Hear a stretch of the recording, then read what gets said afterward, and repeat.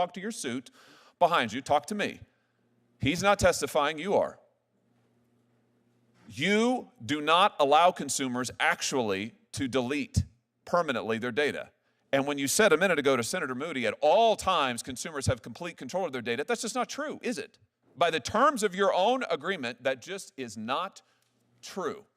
Senator, with all due respect, all of the genetic data is deleted. We are only With all due respect, what you are telling me is in direct contravention to what your own policy states, even if you choose to delete your account. In fact, what you do is you allow your consumers to delete their account settings, but their data isn't deleted.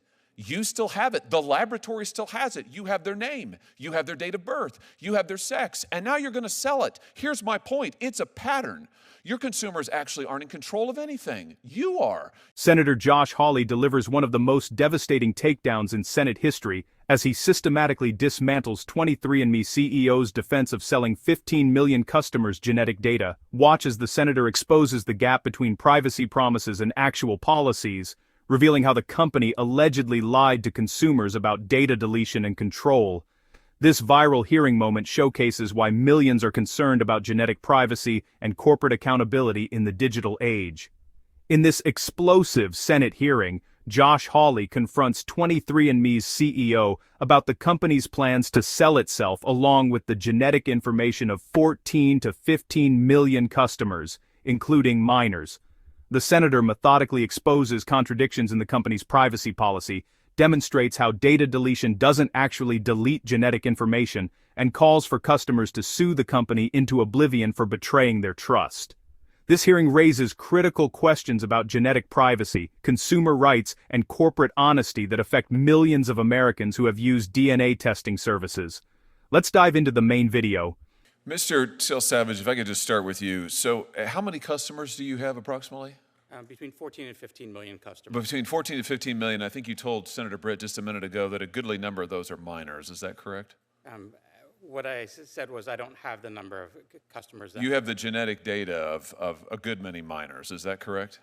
We have genetic data for a particular number of minors, and I will be happy to provide. People under the age of 18. Is that correct? That is how I'm defining a minor. So they give your customers, I just want to make sure I understand your business model. Your customers give you their genetic information for you to run various tests on. Is that right? Yes, that is correct. And I mean, that's pretty sensitive stuff, isn't it? Somebody's genetic information. Is there anything more personal than that? I would agree with you, Senator, that genetic data is sensitive information. And so now you're just going to sell all of it? 15 million people, bunches of kids, maybe millions. It's just going to be sold in the open market? As Senator, the good news, as I mentioned, is that the two bidders or buyers for the company, one is Regeneron, which is That's the big pharma company? It doesn't make me feel any better. It's a large pharmaceutical company. All right, so you're gonna take 15 million Americans' genetic information and you're gonna sell it to somebody, and your message to us is today, trust us, it'll be fine. Maybe it's a big pharma company. Maybe we'll get lucky. Maybe they'll treat it right. I thought your privacy code, your privacy commitment said that consumers had a right not to have their information shared with anybody else without their consent. I mean, I've got your privacy statement right here. It says that without their consent, you can't share their information. You're about to sell it. Senator, that consent is, essentially for, not real? Not share for research purposes, and we are not selling it for research purposes. So when you tell the consumer, give us your personal information and we'll take money from you, and we won't give it to anybody without your consent, it's not real. It just means, maybe kind of depends on the day. Senator, I will say that our customers' data is their own.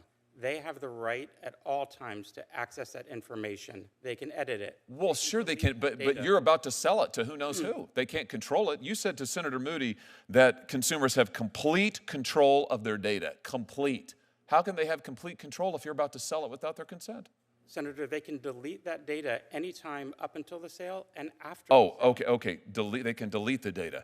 Have you fixed the ability of customers to go on your website and delete it? Because right after you announced your sale, your deletion page went down. I hold in my hand here an article from the Wall Street Journal. 23andMe site goes down as customers struggle to delete their data.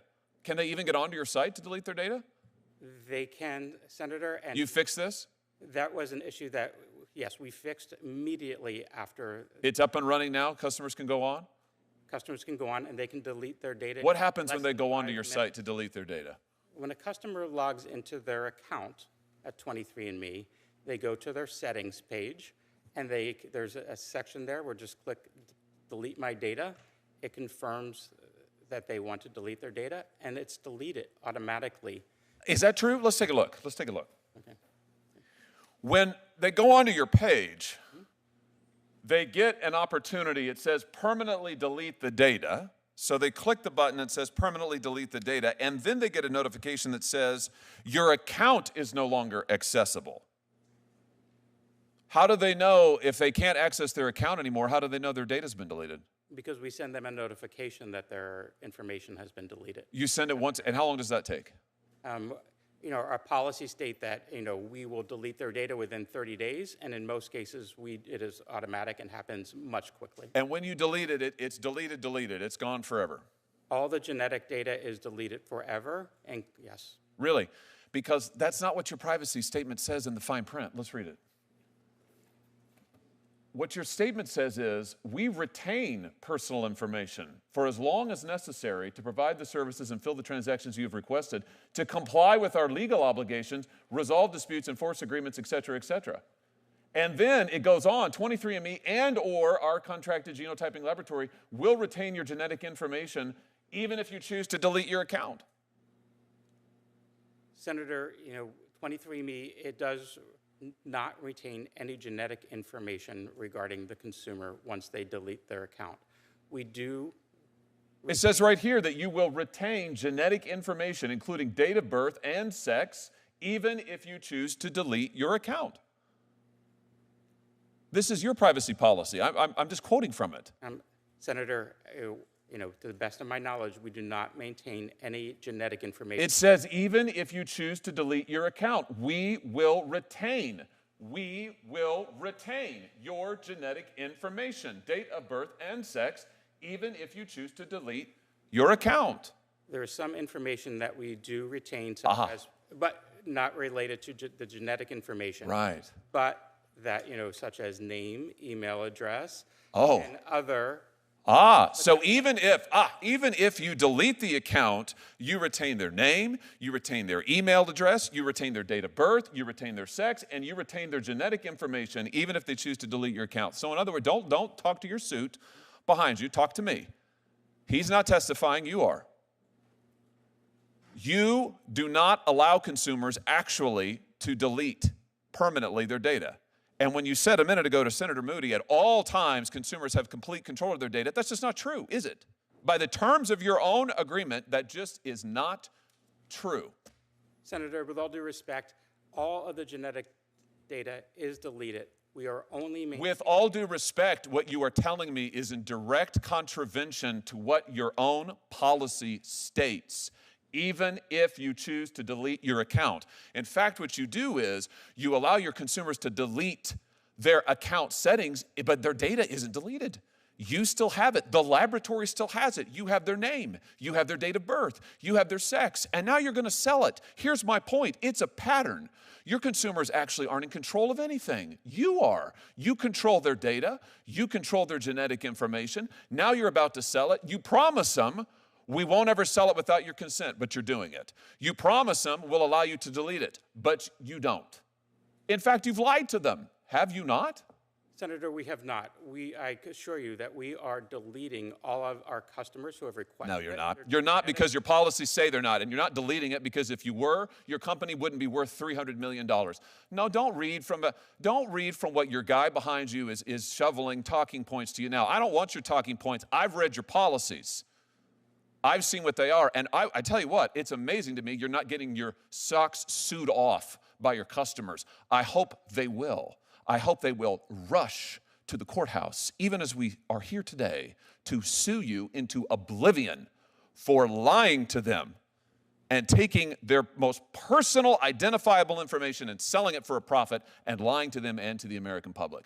Quite frankly, Mr. Selsavage, what you're doing here has all kinds of implications, national security implications, all of it, but nothing is worse than taking the personal, identifiable information of American consumers and keeping it and lying to them about it while you make a huge profit off of it. It's unbelievable to me. It's absolutely unbelievable. Senator Josh Hawley had delivered a masterclass in accountability, systematically dismantling 23andMe's defense and exposing what can only be described as a corporate betrayal of epic proportions. This wasn't political grandstanding. This was a senator doing exactly what elected officials should do, standing up for ordinary Americans against powerful corporate interests that view consumers as nothing more than profit centers. The brilliance of Hawley's approach lay in his meticulous preparation. He didn't rely on rhetoric or bombast. He came armed with the company's own documents, their privacy policies, Wall Street Journal reports, and a clear understanding of the technical process customers face when trying to delete their data. At every turn, when the CEO attempted to spin, deflect, or hide behind carefully crafted talking points, Hawley cut through the noise with facts. The result was a complete evisceration of 23andMe's credibility that left no room for doubt about what had occurred. What made this hearing particularly powerful was Hawley's recognition of what was truly at stake. This wasn't just about one company's questionable practices. It was about a fundamental principle that transcends partisan politics, the idea that when Americans trust a company with their most intimate information, that trust should be sacred. Genetic information isn't like a credit card number that can be changed or an email address that can be abandoned. It's permanent, immutable, and uniquely identifying. It reveals family connections, health predispositions, ancestry, and biological traits that define who we are at the most fundamental level. For a company to treat this information as just another asset to be sold to the highest bidder represents a profound moral failure. Senator Hawley understood this instinctively, and his passion came through in every question, every follow-up, every refusal to accept the CEO's evasions. When he told the CEO to stop consulting with advisors and answer the questions himself, it was a moment that resonated with millions of Americans who are tired of corporate executives hiding behind lawyers and PR professionals instead of taking personal responsibility for their company's actions. When he said, "He's not testifying, you are," Hawley was demanding the kind of direct accountability that has become far too rare in American business.